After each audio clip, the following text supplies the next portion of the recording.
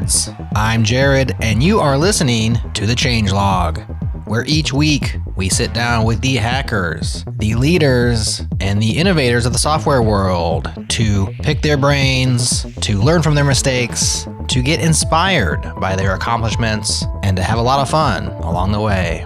On this episode, I'm joined by Ryan Dahl, creator of Node.js and Deno, his second attempt to level up the world by leveling up JavaScript developers all around the world. We cover a lot of ground. I ask Ryan, why not try to fix or fork Node instead of starting fresh? How Deno, the open source project, can avoid the all too common rug pull not cool scenario.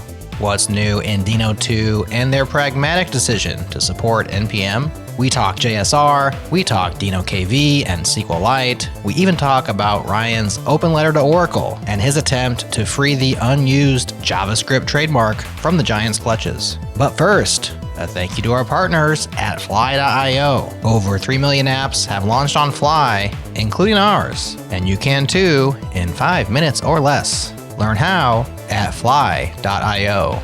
Okay, Ryan Dahl on the changelog. Let's do this.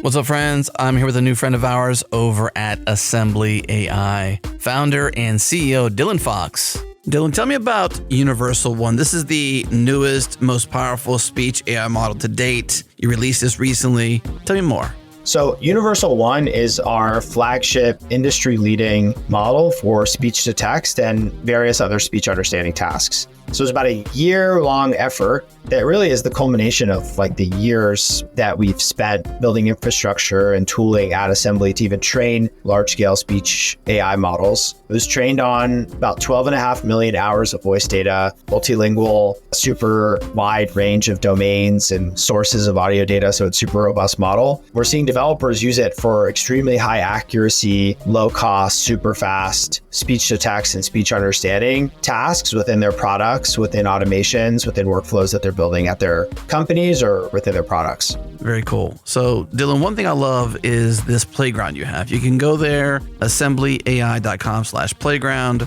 and you can just play around with all the things that is Assembly. Is this the recommended path? Is this the try before you buy experience? What can people do? Yeah, so our playground is a GUI experience over the API that's free. You can just go to it on our website, assemblyai.com/playground. You can drop in an audio file, you can talk to the playground. And it's a way to, in a no-code environment, interact with our models, interact with our API to see what our models and what our API can do without having to write any code. Then once you see what the models can do and you're ready to start building with the API, you can quickly transition to the API docs, start writing code, start integrating our SDKs into your code to start leveraging our models and all our tech via our SDKs instead. Okay, constantly updated speech AI models at your fingertips, well, at your API fingertips, that is. A good next step is to go to their playground. You can test out their models for free right there in the browser, or you can get started with a $50 credit at assemblyai.com/practicalai. Again, that's assemblyai.com/practicalai.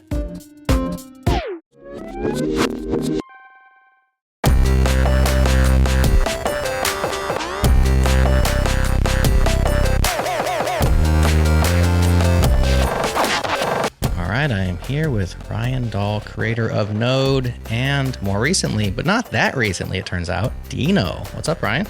Hey, how's it going? It's going well. Thanks for joining me. I was just on YouTube checking out some of the Node documentaries. I think Honeypot put up a new one that's a little bit shorter about the origins of Deno. And I was looking 600,000 people watched the Node.js documentary. I think the new one has thousands as well. And I wondered, did you ever think this would happen to you, just for slinging some C++ code and putting your ideas out there? You're kind of a internet celebrity now. Day after day, it continually surprises me. It's just, I every year, this is how big Node will be, right? And then, the next year it gets bigger and bigger. It's a privilege to have worked on this. Well deserved, and of course, not just yourself, hundreds, scores of people working on Node over the years. And of course, Deno, you are primary on Deno, but a team over there as well. And Gosh, I said not too recently because you've been working on Deno a long time now. Hasn't it been like 6 or 7 years? Yeah, it's been a while. I think we started this in 2019 and just got off to a slow start demo for a conference. Right. Yeah, we've been plugging away at it. Yeah. And we are on the edge of Deno 2 now. So you're going to have an official 2.0 launch pending, coming very, very soon. It's in a release candidate, so I'm sure people can get out there and use it right now today, right? Yeah, it's basically the release candidate is almost exactly what will be there. We released Deno 1 back in 2020, so it's been 4 years now. We've talked a lot we thought about this for a while about what to do for Deno 2. And teased it multiple times, but always kind of pulled back from it because we're like, yeah, actually, no, it's missing this. We're not sure. Like we have to. So we've thought long and hard about this release, and I'm excited to finally get it out there. The cool thing about Deno and its origin was these 10 mistakes I made with Node and that conference talk, like you mentioned, and then this was your second effort to rearrange the letters, start fresh, fix some of those mistakes. But you've been working on Deno now for 7 years. And so I'm not saying there should be a third effort, but like, are there things you've learned about Deno, or do you have Deno regrets at this point? It's been long enough. Everybody has regrets, right? Sure. I mean, there are things that I said in that original talk that Deno 2 actually goes back on. So for example, like really? Introducing the process global variable is I think, one of the things I regretted about Node.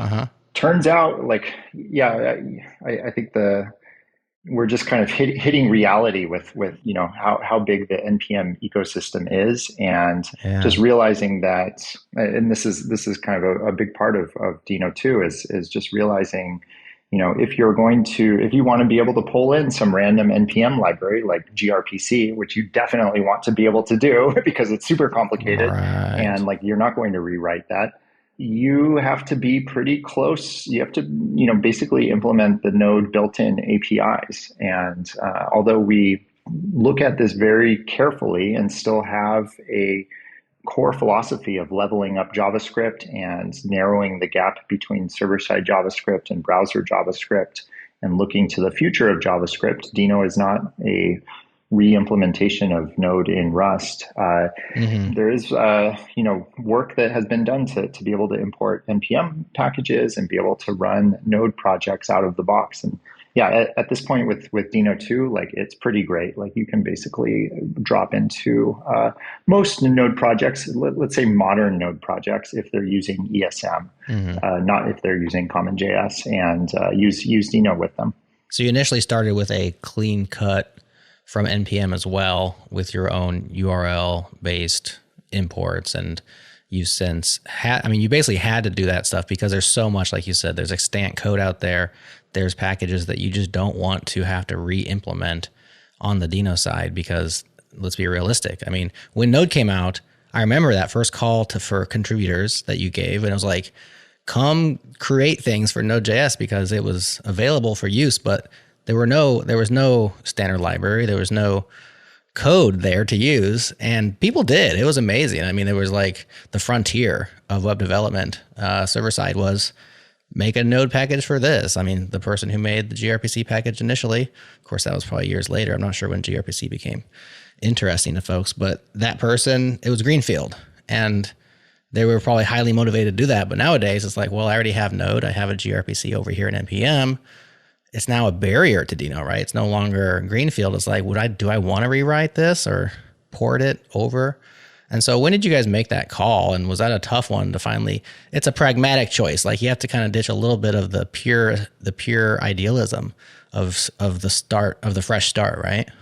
Yeah, a very, very difficult decision to be made after like wringing our hands over long periods of time. Yeah, I mean, the original idea with the Deno module system is let's follow the ESM spec exactly. Let's follow exactly what browsers do, and browsers allow you to have HTTPS imports in there and local imports. And can we actually like build an entire module system on top of that? The answer is yes, you can. And it works pretty nice. Like it's pretty great, especially for like single file scripts and kind of small little programs. You can just kind of drop in some imports in there and get off to the races pretty quickly. It gets problematic as you kind of scale up in complexity, and in particular when you need to interoperate with different systems, right? When you need to pull in the AWS SDK, right? Like there's just some things that you are not going to rewrite, and I think we've found a middle ground here with like NPM specifiers where, we're still staying true to the ESM spec. These are still URLs, URIs in that like it's NPM : express. Yet, in order to pull in NPM packages, it's much more complicated than the HEP specifiers. I mean, the beauty of the original Deno vision was like, oh, this dead simple resolution scheme that like really makes it easy to interoperate with. If people implemented this, makes it very easy to interoperate with stuff. And frankly, the reality is like that works to some scale, but we're interested in making software for lots of people, and I'm not satisfied working on a runtime that 500 people can use for small scripts. Right. I really want to make software for millions of people, and server-side JavaScript is truly millions of people. And in order to allow those people to really level up JavaScript, I'm pretty convinced that you need to be able to pull in NPM modules and understand package JSON and implement the Node built-in modules in order to make any progress. Otherwise, you just face this boil the ocean problem. Yeah, exactly. And you have to meet people where they are, for them to actually benefit, because you're trying to make software that's A, used by the mass developers, and B, has to then be useful to all of them or many of them. You're not happy, like you said, writing a niche runtime that 500 people use.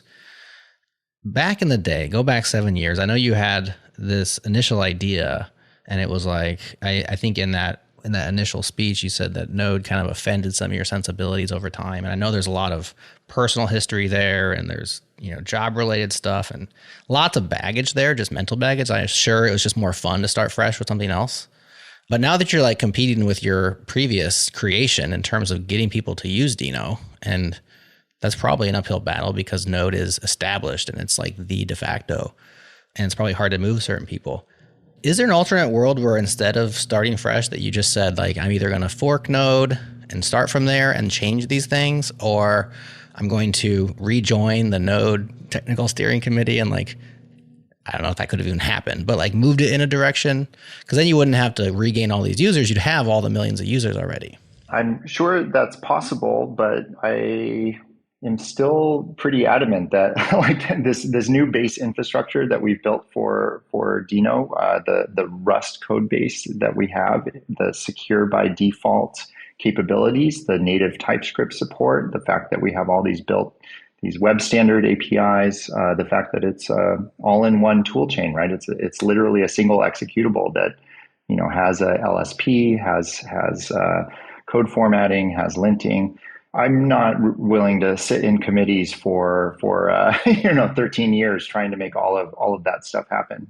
I think the failure mode of Deno might be that it ultimately ends up being an R&D effort, because Node these days like looks at what we do and says, oh, okay, actually that's a good idea. Let's kind of pull this in, like the native TypeScript support. Mm-hmm. But I am bullish on what we're doing. I think it is very useful to have Deno.exe that you can hand to not just deep JavaScript developers that know what prettier is and know how to configure, how to get started with the project, but can hand it to some random Java developer or somebody coming from PHP or whatever, and just allow them to get started very easily. And I think this idea of striving for simplicity is, let's put it this way. JavaScript, I continue to believe, is not like other programming languages. It is something like the default programming language,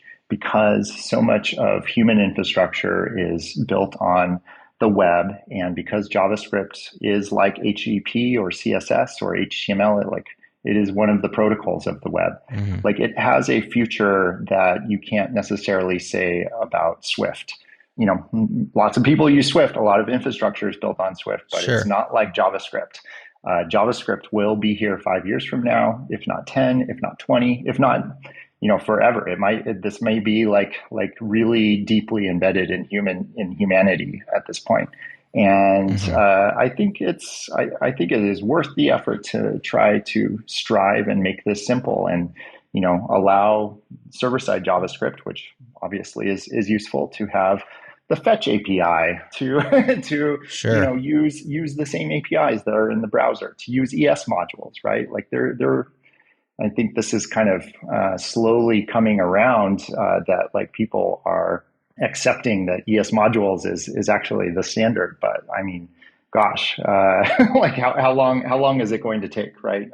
When you run a file in Node these days, it is still not defaulting to ESM. It's common JS. So good point. I mean, I think the autonomy and the ability to move quickly and not have to convince others of your ideas is, to me, highly desirable in any software project. So I 100% understand why you went that way. And your take on JavaScript is on point. There's been 2 recent rankings released, one from IEEE Spectrum, which had JS, I think it was 1 or 2, maybe Python was 1, JavaScript was 2, in terms of surveyed from their readership.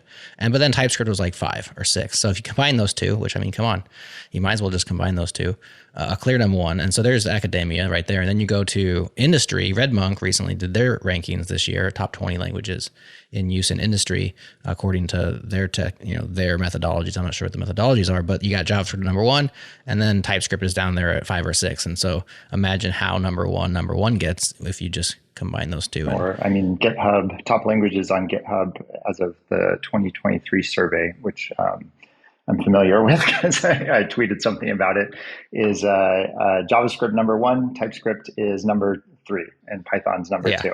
So it's like, it's massive. Is really absolutely is. I like, and you know, just as a programmer, you know, like if you're going to give, it is the default programming language, right? Is kind of the shared knowledge that all programmers have.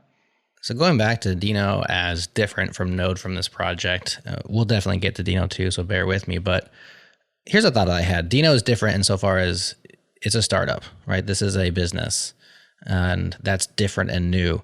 That constraint informs a lot of decisions, I'm sure. How has that constraint helped Deno as a project over the 7 years of its inception?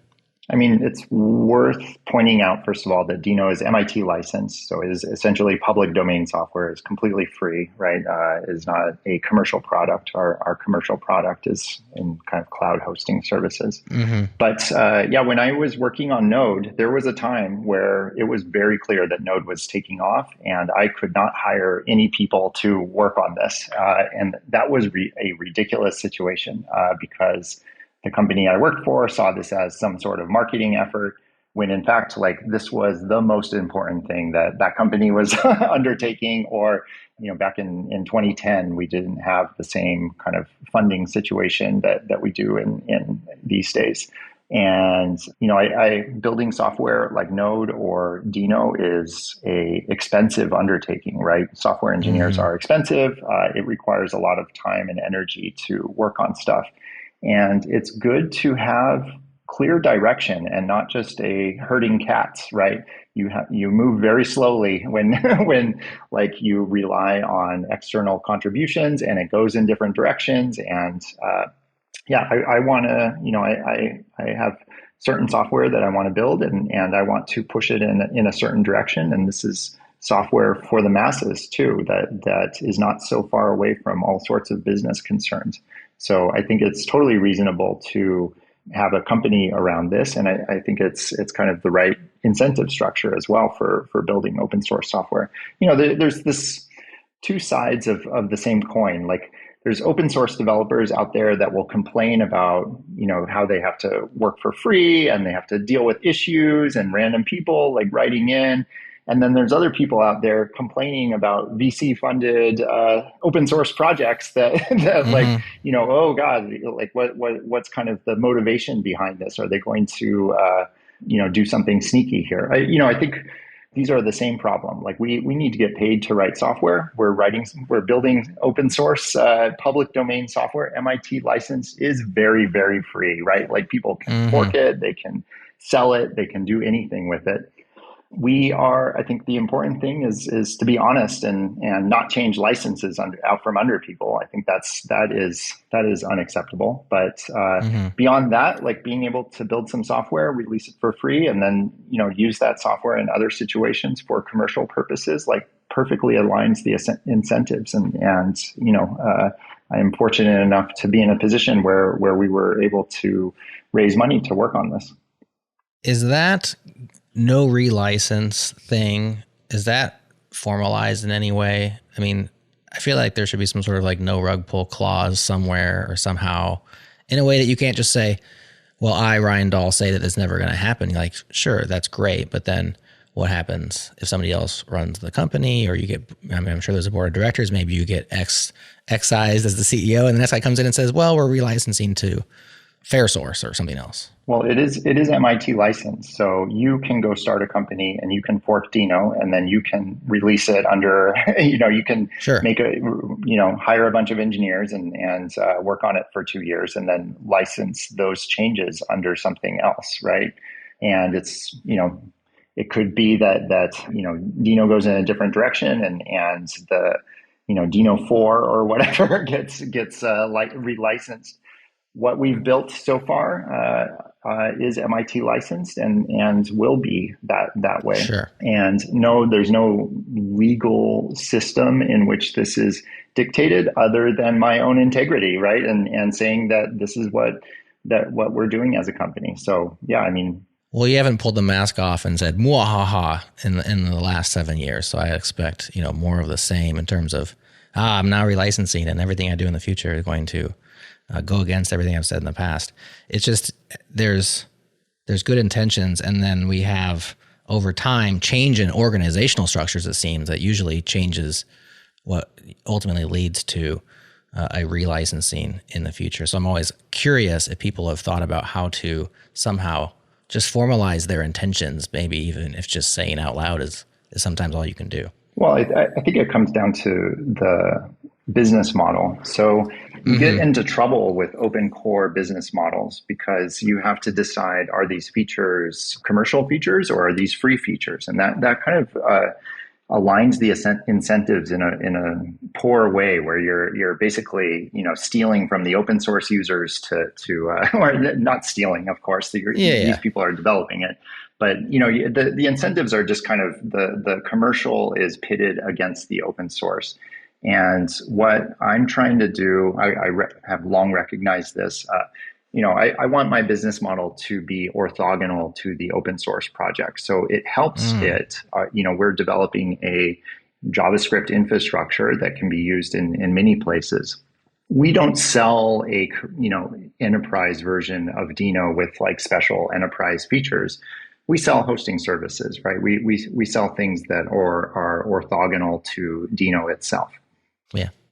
I do think that's the best model so far for the style of software that you're building. Of course, different types of open source, I think, lend themselves to different models. We're all figuring it out, but I think it's really misplaced to look at somebody who is or anybody who is like putting out free public domain stuff and say you are doing something wrong. Like, I mean, that's somebody else's time and energy that's being put into essentially free software, right? Whatever happens with it in the future, I mean, at least that software is free and benefits humanity in some way. But yeah, I think a lot about this stuff, and I really want to set up Deno as a company to not be in a position where it needs to be relicensed in the event that like I am somehow not part of the company. That's an inconceivable proposition right now, but who knows? Well, the old saying, no good deed goes unpunished, and it's doubly true on the internet. I mean, you are going to be criticized if you go left, and you're going to be criticized if you go right. Yeah. And that's just kind of how it works. Yep.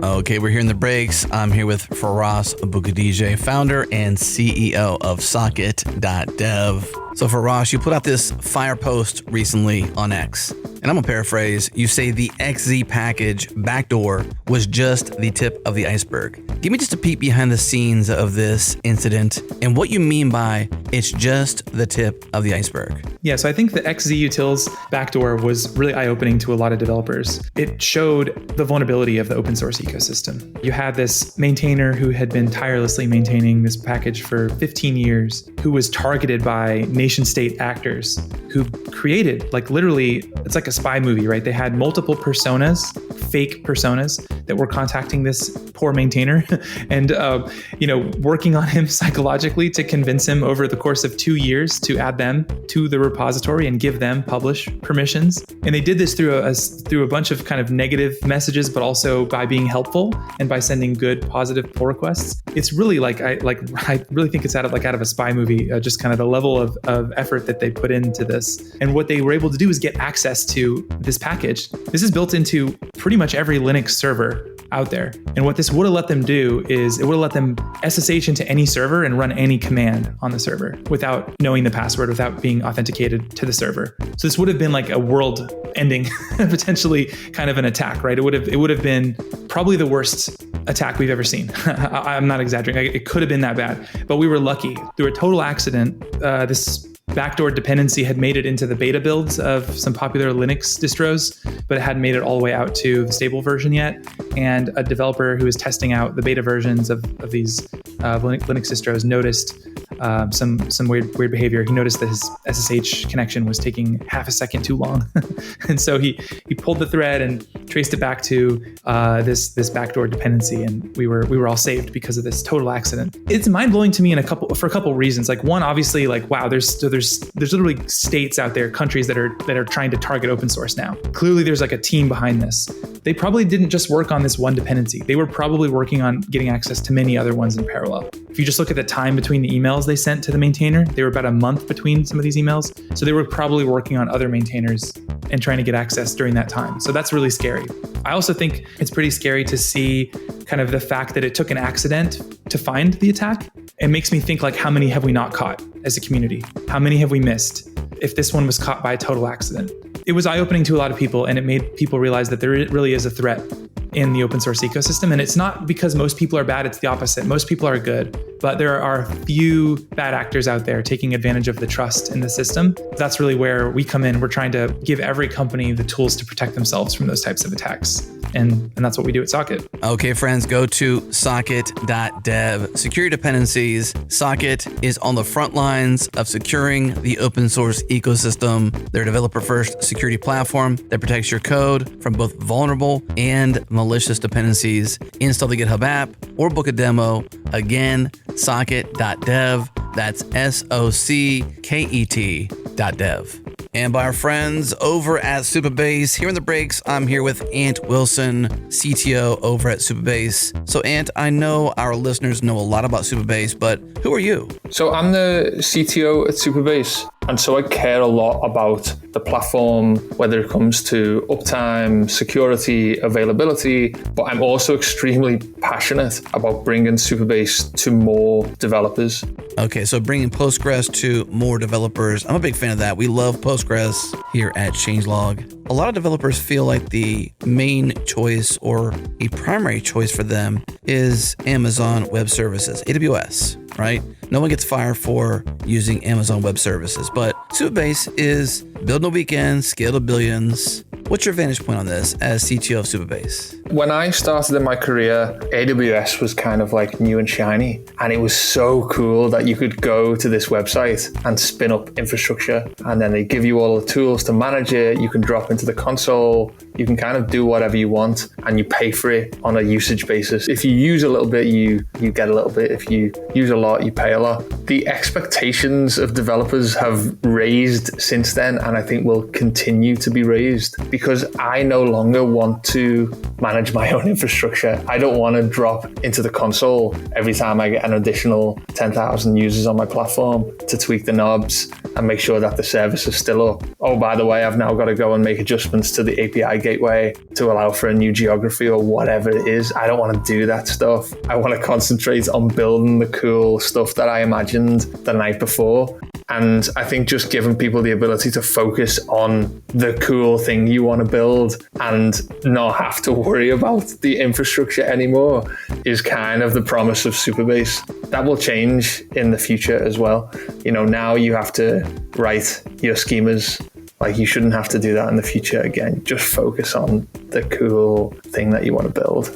Well, Supabase is open source. You can self-host it if you want to. It is Postgres for life. It is open source for life. Authentication, instant APIs, edge functions, real-time subscriptions, storage, vector embeddings, things for AI. It's got it all. And no servers managed by you. Just build your app, build in a weekend, scale to billions as you grow. Learn more about their recent launch week at supabase.com/launch week, or go to supabase.com and get started. Once again, supabase.com. That's SUPABASE.com.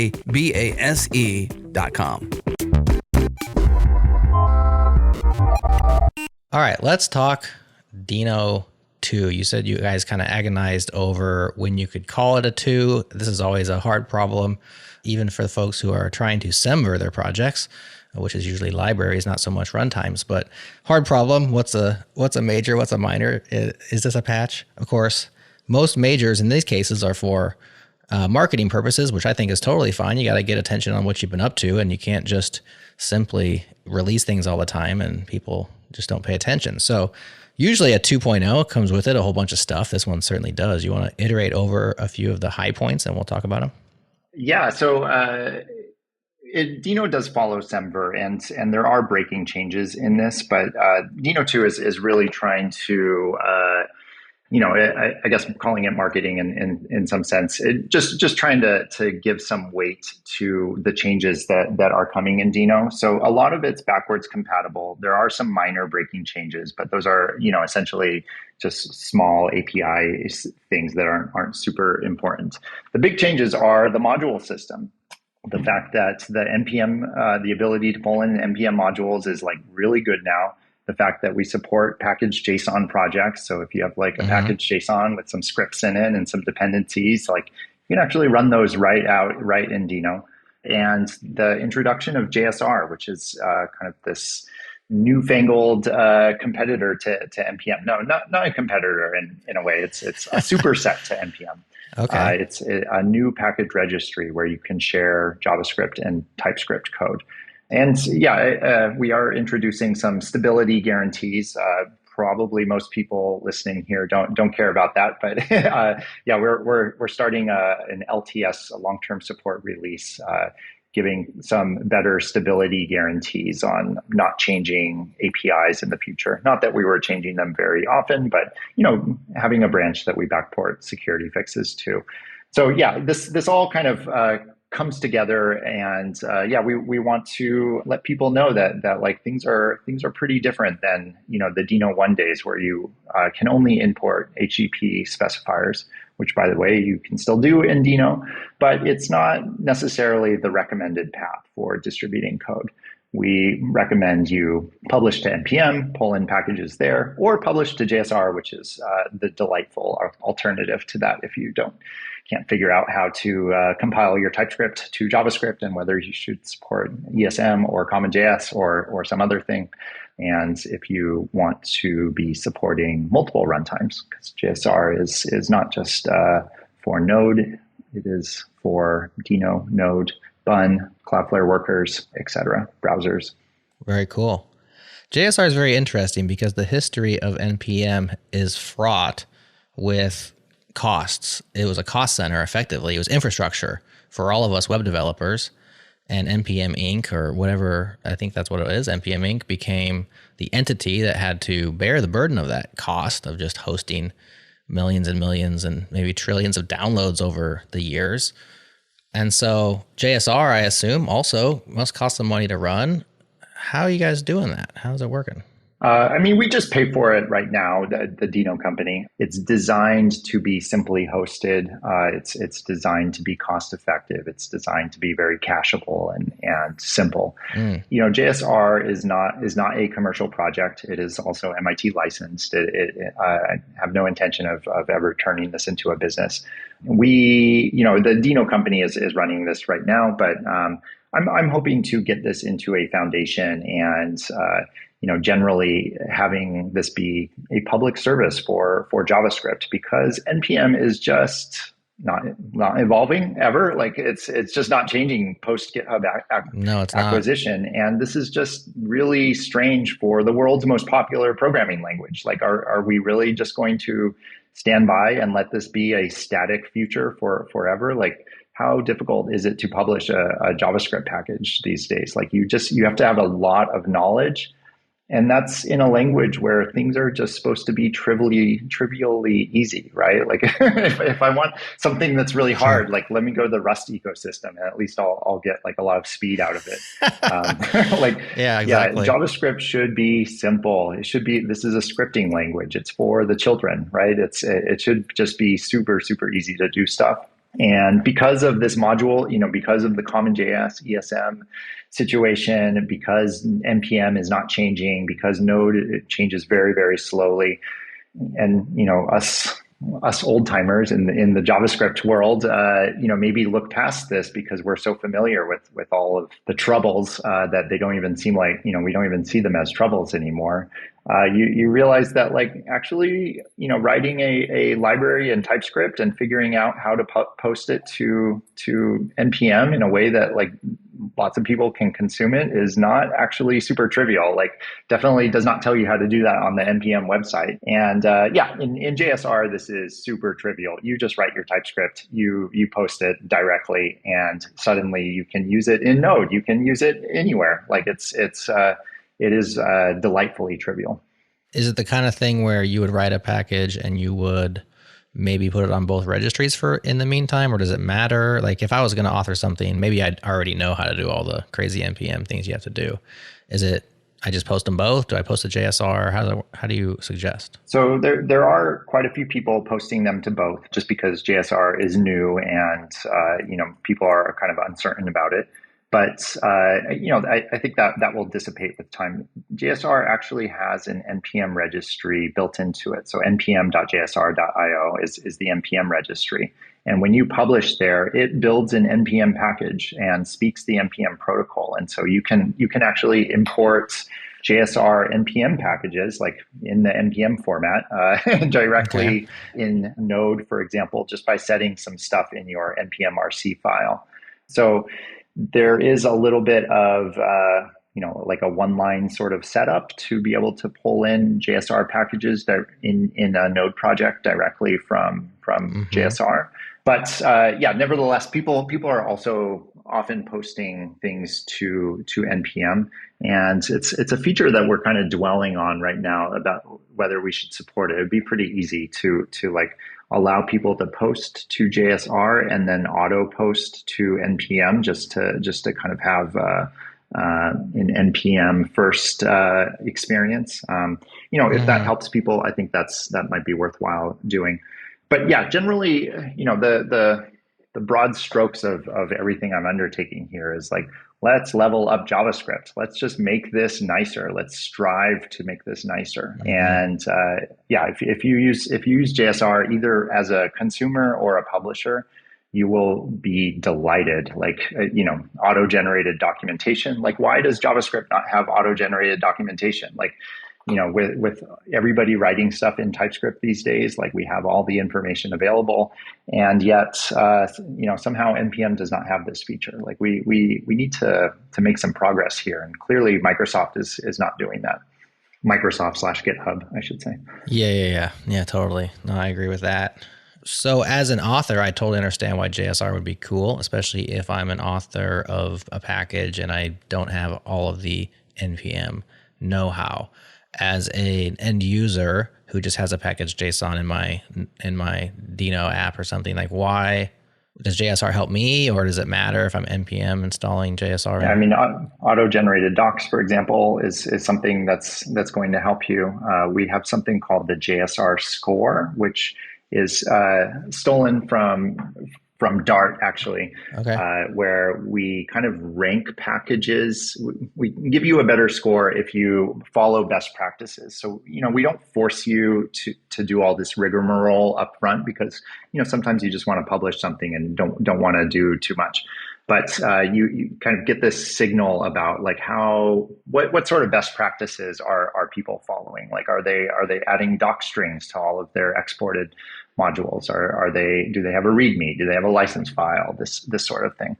It's generally much more searchable. You can search through symbols. You can it's allows you to pull in TypeScript types nicely if those packages are written in TypeScript. There's not like a definitively typed thing that you also need to know about. Mm-hmm. Yeah, it's generally a good experience. But I would say the real 10x behavior is when you publish. Then it's like, oh my God, I can't believe it's so simple. Or rather, I can't believe now I recognize how terrible NPM publishing actually is. That's awesome. And JSR modules don't lock you into Deno. Like, you can use it in Node, you can use it in other things, right? That's right. Yeah, you can mark in your package which runtimes are supported, and that displays it on the package page. And so there are modules posted to JSR that have nothing to do with Deno, right? Browser only or for Bun, for example. It is not Deno specific. That's awesome. So I'm here looking at a Node server file I have on my machine that has import Fastify, import Puppeteer, and import AWS SDK. At this point with Deno 2, I could just Deno run this sucker, you think? I'm going to say yes. It's always a little bit of an open question about whether little hesitation, but probably right. A little hesitation because there are a lot of built-in Node APIs, and they have a lot of funky behavior that is really difficult to. There's an endless list of compatibility bugs, and there's always going to be like a long tail of compatibility. But AWS, Puppeteer, and Fastify, I think we support all of those, so I think it should work. That's really exciting. Uh-oh. Are you going to try it live? I was thinking about trying it. Well, I don't have Deno 2 on this machine. I still have Deno 1. Can I just, I probably can't brew install. You can do Deno upgrade, and then Deno upgrade RC will get you the release candidate for Deno 2. This Deno was built without the upgrade feature. Please upgrade that, probably because I brew installed it. You have homebrew, yeah. Yeah. So you'd have to install from our curl script, and then you can you can do it. I will post later whether or not it works. Okay. We will not take this long of a diversion, unless you're super interested in it. My hands are sweaty, but yeah. Okay, let's try it. How do I install via your just Deno.land and follow the Deno.com? Can grab that curl script, run it. There it is. Now, if I already have it installed via brew, are we going to have any issues, or is it going to be all good? You might have to add something to your path, but should be okay. All right, so I just got Deno version 1.46.3. So now I run Deno upgrade. Deno space upgrade space RC. All right, so Deno run server. You can just do Deno task. Maybe you have some scripts in there in your package JSON. Yeah, I just have a start script. This is a pretty simple thing besides the fact that it has Puppeteer, which immediately makes it not simple. Task start node server.js. Well, it's running. So I guess my task says node. So is it running node now? I think it might actually switch that out with Deno. Well, that would be. Can you do like PS and see if you have node processes or Deno processes? Yes. PS tree maybe to kind of see the sub process of the Deno task process. I see the task Deno task start. I don't see any sub processes in PS tree. I don't have a PS tree command. Is that an argument to PS? Is PS tree? No, that's a special command. You might have to brew install that. Brew install. Or you can just do it in PS, but you might have other node processes running. I just have the one. I just have Deno task start. That's literally. And that's the only Deno process? Oh no, auto update in homebrew. Stop. Wah, wah. Yeah, exactly. Hold on, let me go this direction. Oh, I got a bunch of node tasks running. Apparently Adobe Creative Cloud is running Node. Maybe it just happened to be a match. This is getting nasty. Let's try it this way. Can I do Deno run server.js? Is Deno run a thing? Yeah. Yeah, let's just try that, because then we're guaranteed to use Deno, right? You might have to give it a -a or dash allow net or something to Right. Should I allow? I'm going to say allow all, because I'm living dangerously. I'm allowing sys. I'm allowing read. I'm allowing write. I'm allowing run. I'm allowing net. Yeah. Hey, it is serving on port 3000. It works. Congrats.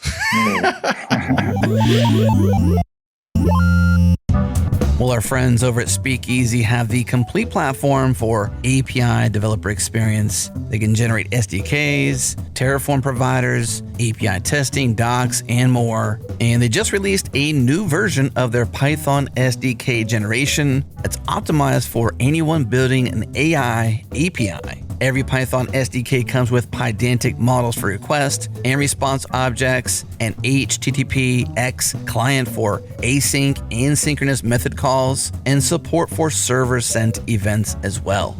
Speakeasy is everything you need to give your Python users an amazing experience integrating with your API. Learn more at speakeasy.com/Python. Again, speakeasy.com/Python. For me, that was relatively simple. I'm sure for you and your team, that was a huge lift. Super huge lift. Yeah. Deno does implement a huge number of the Node APIs at this point, and it was a very large lift. And also given from the principles in which Deno started, also kind of a philosophical lift as well. But we're here. We've convinced ourselves this is what we need to do in order to level up JavaScript. This is how we can make people's lives simpler, and that this ultimately is kind of a better experience for everybody. Even if this means deep inside of Deno we do implement CommonJS somewhere. Like we have to do that in order to interoperate with npm modules, and it gets complicated deep inside. But hopefully for the user, it's a single executable that just does all of this stuff that, hopefully is pretty understandable. It has a Deno LSP that, like, if you open up VS Code, will interact with that and Nice. give you linting and code formatting and all sorts of type checking, obviously. That's exciting. I mean, as a fellow idealist / purist, like, part of me dies as you talk about this, but part of me actually is also excited because I'm way more likely to use this. I think a lot of people are way more likely to use this. Have people responded? I know Deno 2 is just getting out there, but some of this NPM support has been there for a while now. Yeah, I mean, I am an idealist, and it was hard for me to kind of come to terms with this. But like I said, I mean, we're building software for people, and if people can't run it, then we're not achieving our goal of leveling up JavaScript. I think what excites me, though, is that we've actually built this, in a pretty structured way. This is not just a monolithic app, but there's actually multiple layers out. So you're using the Deno executable. That's kind of the highest layer, what most people will interact with. But there's also different Rust libraries, lots of different Rust libraries, actually, that you can kind of plug into at different layers depending on like which experience you want. So people can actually build custom runtimes pretty easily with Rust, with V8. Using the lowest layer would be Rusty V8, which is our basically like zero overhead Rust bindings to V8, and V8's APIs are wildly complicated. It is not an easy beast to drive, but in Rust you can do this all in a memory safe way. It's like very nice to use. Like the C++ API, like you need to know what you're doing like pretty seriously in order to drive it. In Rust, like you can kind of just hammer on the keyboard and write a V8 runtime, just because like whatever, when it compiles, it's kind of going to work. Rusty V8 is also going 1.0 next week, actually. And above that is Deno Core, which adds a little bit more infrastructure, adds the module system, adds not the NPM stuff, but adds kind of basic ESM modules, adds a thing called ops, which is basically our binding layer to Rust, an easy way to like make async functions kind of bind into JavaScript, essentially do this in a super optimal way. Above that, we have EXTs, which are like different, think of them as like native modules. So for example, one EXT, one extension set of modules is like the fetch API. And so maybe you just want Deno core plus the fetch API and nothing else. Then you can build your own runtime using those two things. Obviously, all this stuff is MIT licensed. And so, for different use cases, obviously you need to be programming in Rust. Like this isn't necessarily approachable to everybody. But, for some systems, like maybe you're building a serverless system where you really only want fetch and you just want some JavaScript execution, well, you can kind of plug into it at this lower layer. So the high-level Deno executable is opinionated, has a bunch of functionality in it, but we still have these lower layer things, and I think that's kind of the appropriate trade-off, right? Because there's a smaller audience at those lower layers, but they're also more technical. They're also able to kind of deal with this stuff. The highest level people just want to pull in the AWS SDK, and they don't care at all about anything else. They're like, do you have that? Yes or no?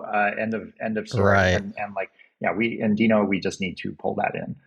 That's really cool that you've been able to architect it in such a way that is extensible like that and allows people, talk about, again, meeting people where they are. There are people that appreciate those lower levels and they can use those open source projects to their own benefit. And that's really cool. And it allows you to continue to take pride in it and to, usher things forward while still, supporting the things that you have to support in order to bring people along with you. You mentioned serverless computing. I think last time you were on the show, which I guess was 2 years ago now, we were talking about Winter CG and some of the efforts between you all and Cloudflare to kind of formalize a spec around serverless runtimes. I haven't really kept up with that. Is that something that's continued to move forward? Is there progress there?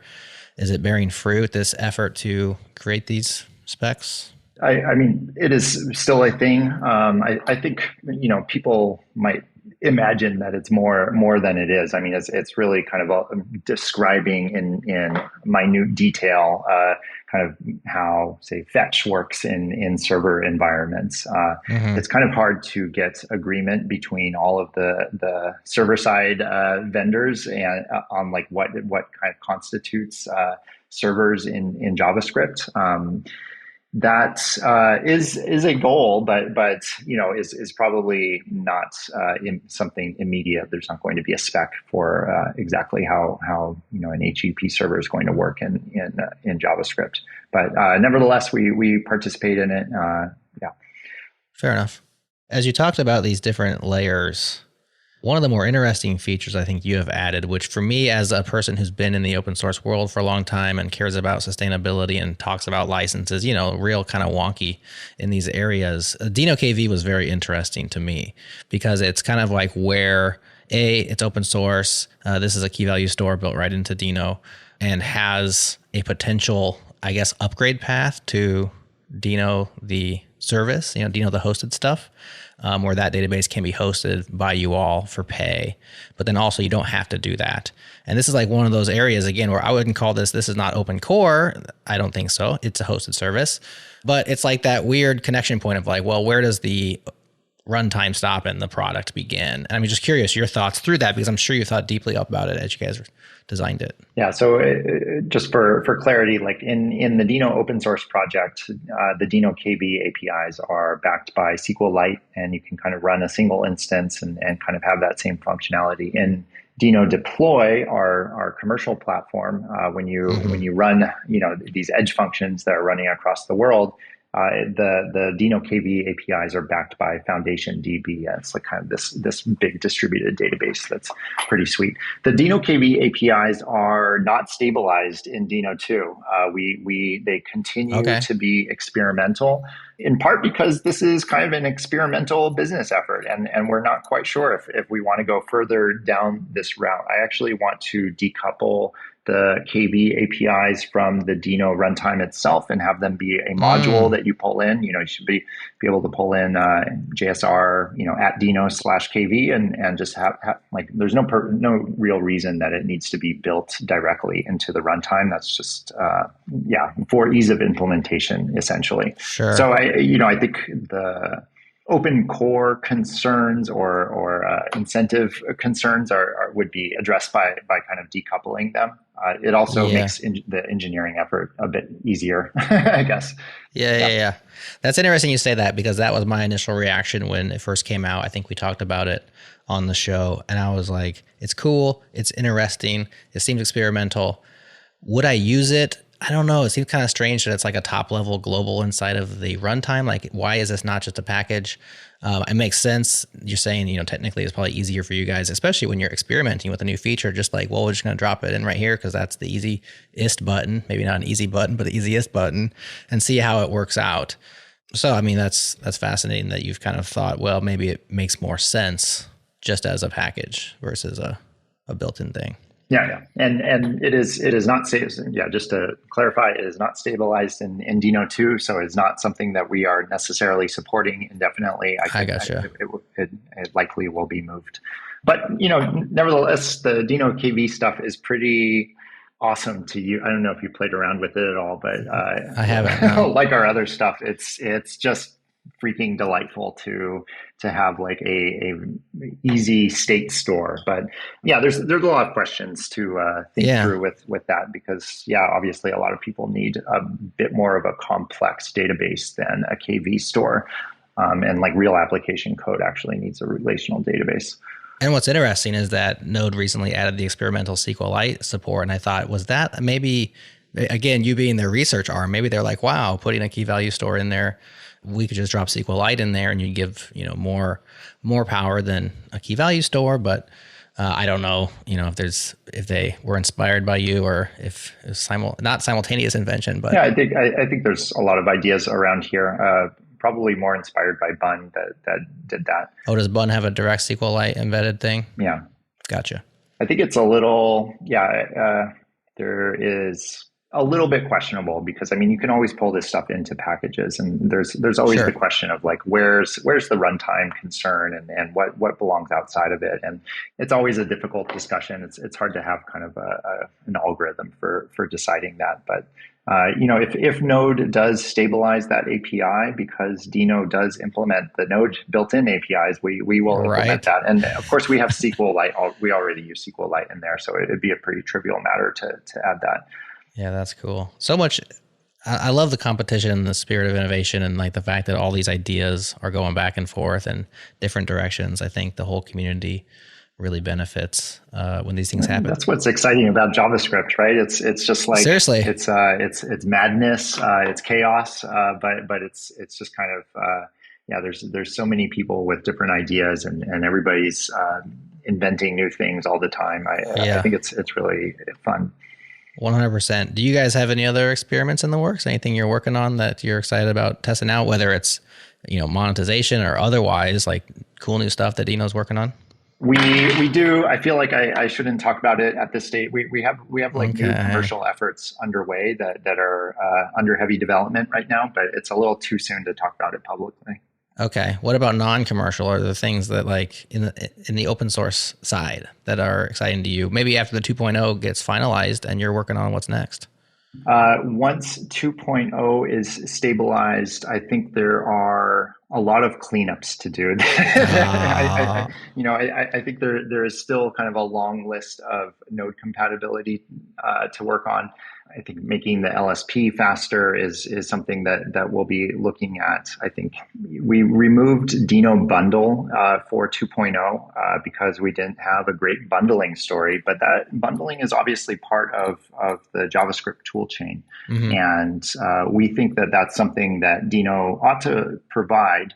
It's just, in general, bundling is a pretty hard problem to solve. Like it's not just simply bundle the script. Like there's all sorts of things you need to consider, and there's just tooling that is purpose built for that is much better, like ES Build, for example. Right. So we are potentially not totally decided yet, but potentially going to undertake having that in the actual tool chain and providing like a really good experience there. So you are obviously in the code, in the decision-making process. Like you are still rocking your code editor on a daily basis, right? Like you're still writing code? I review a lot of code. I write code sometimes. I write more example code to point out where problems are. But Deno's like a 27-person company, and even at this scale, like I'm finding myself becoming more of a manager these days than actual programmer, which is fine, I guess. I mean, are you fighting that off? Are you embracing it? What's your stance on it? I mean, it's just what problem, at what scale are you solving a problem? Are you working on much larger problems? Because like very often I can just ask some engineer, like, can you work on this for 3 days? And if I work on something for 3 days, that is going to block other things that I might be working on. And so, yeah, you're just working on problems at a larger scale. That said, I mean, I love programming. Obviously, it's like deeply satisfying, and I just don't understand why people work on crossword puzzles. Like work on software. It's the same thing, but much faster, much more fun. Yeah. Someday, maybe I won't be working on Deno anymore, and Deno won't be growing anymore, or whatever. Then I look forward to sitting down and coding on some small stuff. But yeah, right now the scale of Deno is such that doesn't make too much sense for me to work on coding stuff day in and day out. Sure. Well, you're at least in the weeds of the decision making with the architecture and the direction of the project. So, I mean, it sounds like you are very well versed in where Deno is headed, not just generally speaking as a business or as an open source project, but like in the technical details of the decision making process, whether or not you're actually coding up the functions or not. Yeah. Sure. More or less.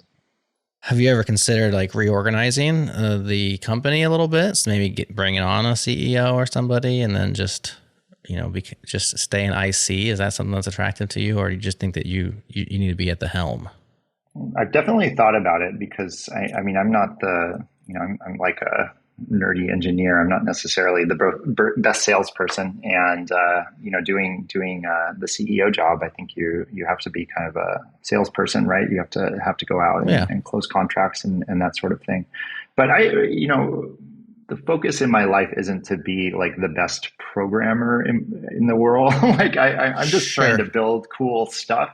And I think it's interesting to learn new skills. Like doing Deno as a company has been pretty eye-opening, because before that in my career, I was, an engineer only, and learning, how to raise money, how to manage people, how to do sales, how to do product, like all of this stuff has its own interesting bits. And, I think it's about solving the problem at the end of the day, and you do what it takes to solve the problem. Yeah. Wear whatever hats are necessary. What surprised you in that arena in terms of things you weren't necessarily good at or hadn't done previously? Is the sales process harder than you thought? Is it easier? What's been a surprise in this new role? I think the need to focus is the thing that I didn't understand very well going into this, because when you have a bunch of people working for you and you have a bunch of money to be spent, like you can go in all sorts of directions, and like that's all very conceivable. But I think there is a real need to kind of focus all of that effort in one direction, like add up all those vectors and kind of make progress in one direction. Right. So it's a learning experience. I'm sure it is. In that sense, how do you make those decisions? Like the focus of, no, we're not going to go right, we're going to go left, and we're all going to, like, when it comes down to it, is it intuition? Is it data? Do you ask the people around you? Like, how do you make the call of this is what we're focusing on? Yeah, it's hard to answer in general, but Yeah. ideally with data, right? Ideally, we like look at some data and we say, okay, obviously this is the way to go, right? This method is faster than that method, thus obviously we do this. Or we took a survey and people prefer this to this. But very, very often, like you don't have clear signals like that, or you just have some dirty signals or some intuition. Yeah, you talk to the people you trust. You take their opinions. I don't, not back in Node days, nor currently do I believe that projects should be run as a democracy.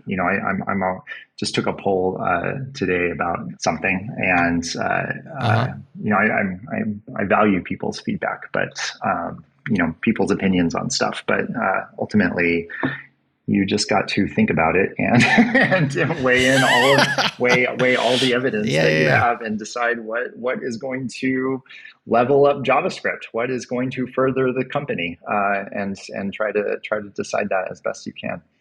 Well, on the note of leveling up JavaScript, let's close on this. An open call, a letter to Oracle, of all people, if you can consider Oracle a person. It definitely is not a person. About JavaScript, not the programming language, but the word JavaScript that represents the programming language, which really is kind of belongs to the world at this point. However, the trademark, is it the word trademark is the word? Yes, the trademark belongs to Oracle. And if you go to javascript.tm, it says Oracle, it's time to free JavaScript. So this is an open letter. I think, was this penned by you or just signed first by you? Tell us the story here. Was this your idea? This is a great idea. This is my idea. I actually wrote a previous open letter to Oracle, I think 2 years ago, on my personal blog, which obviously did not get a response. When we were talking about is Oracle a person or not, it made me think of a quote from Brian Cantrell, my former boss at Joyent, now CTO of Oxide. Don't anthropomorphize the lawnmower. The lawnmower is going to just spin its blade and cut grass. And he was referring to Oracle in that way. Oracle. Oh, hilarious. Oracle should not be anthropomorphized. It might surprise people to know that JavaScript is a trademark.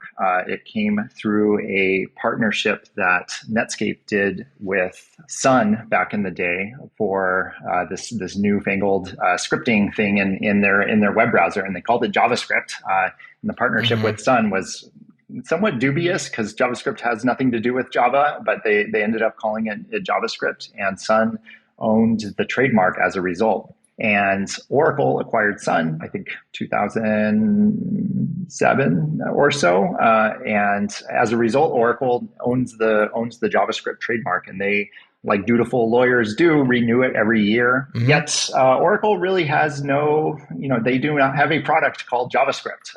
They have several products that use JavaScript like everybody does, but they are not a major player in JavaScript development, right? The major players being kind of Google with V8 and Apple with JSC, Mozilla, of course. But nevertheless own this trademark. And because of this, the standard for JavaScript, the spec for JavaScript is called ECMAScript. Because they have to avoid this name. And there is not actually a JavaScript conference. You cannot have a JavaScript conference because Oracle will sue you.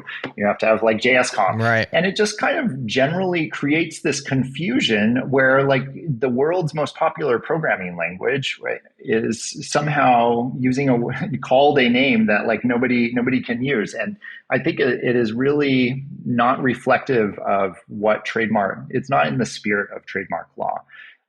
Trademark law I'm perfectly fine. I have trademarked for Deno, but I do not want people to call things Deno. But JavaScript is just this vestige of this acquisition and this weird partnership back in the day. And Oracle, whoever renews it at Oracle, some lawyer somewhere just does this because that's what they do with all of their trademarks. And what I'm trying to do with this open letter is create some public pressure, create a public, let people know how annoying this is in the community. And gosh, my letter 2 years ago just was like, Oracle, you could get some goodwill here by just releasing this trademark into the public domain. Obviously, they have not done that. And recently, I've discovered that there's actually a process at the patent office, the USPTO, to challenge trademarks, and that the USPTO is actually cracking down on trademark non-use. And there is a legal definition of what it means to abandon a trademark. And this letter explains why Oracle exactly meets this. Like, they have abandoned the JavaScript trademark as defined in the US code. And so I am gathering support for challenging this trademark officially with the US Patent Office. Very nice. Well, this is very well written. You go through it and you describe specifically how they have abandoned this trademark through non-use.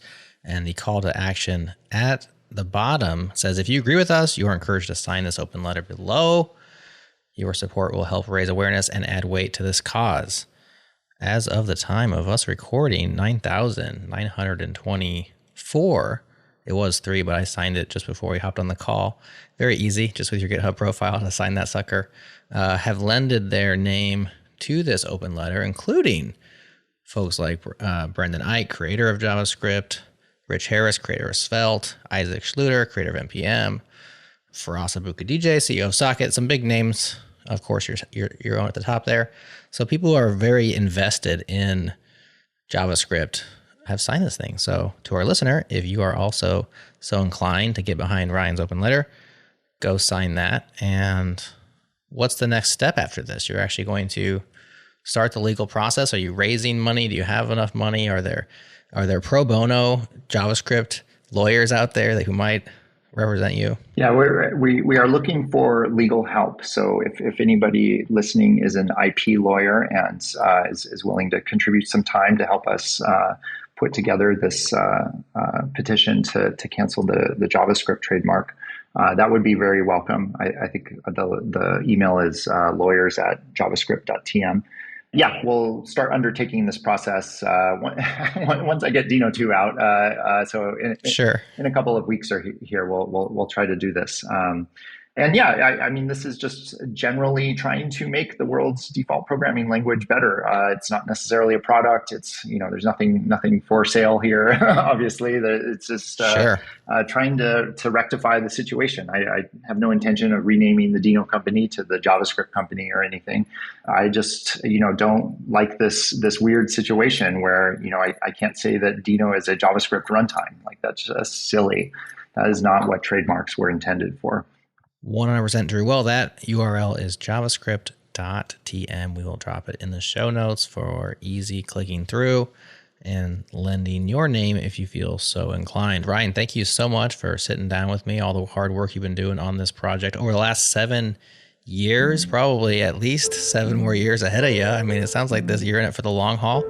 As a web worker and as a web denizen, I appreciate you trying to make JavaScript and the web a better place. Just keep leveling it up. And we appreciate you. Thanks so much. So I have a little secret for you. This conversation was originally recorded for JS Party. In fact, we are shipping it to the JS Party feed as well. So if you listen to both pods or subscribe to our master feed and you see it twice, that is not a mistake. We just thought both audiences would get a lot out of this one. If you don't listen to JS Party, but you enjoy the changelog and want to hear more of me interviewing folks, chatting about web development, playing silly games, stuff like that, maybe give JS Party a listen. Even if you don't write JavaScript, you can probably get a lot out of that show. I know I do. Oh, and this is it, the last week in September, which means it's your last chance to get some sweet changelog stickers for $0. All it costs you is one thoughtful 5-star review or blog post. We do accept blog posts. Just send proof of your review to stickers@changelog.com alongside your mailing address, and I'll ship you the goods anywhere in the world. This is your last chance for a while, so let's do this. Or you could get some stickers from us IRL at All Things Open 2024. Yes, Adam and I will be in Raleigh once again, hanging out in the hallway track, recording conversations, giving out high fives, and more.